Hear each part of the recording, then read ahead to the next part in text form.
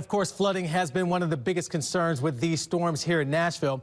WSMV's Britton Ross is just heard from Nashville's fire chief about how that flood risk played out for their water rescue teams today. She joins us now from Green Hills. And Braden, what did you learn?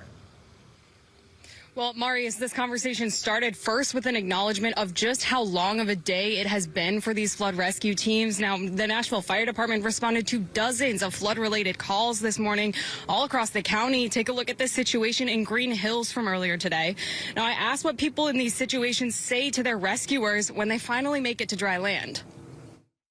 They're usually a little bit upset in the beginning, just I think scared, but after we get to them and we show them that we're going to get them to safety, they're very thankful, very happy, just excited that they've been rescued.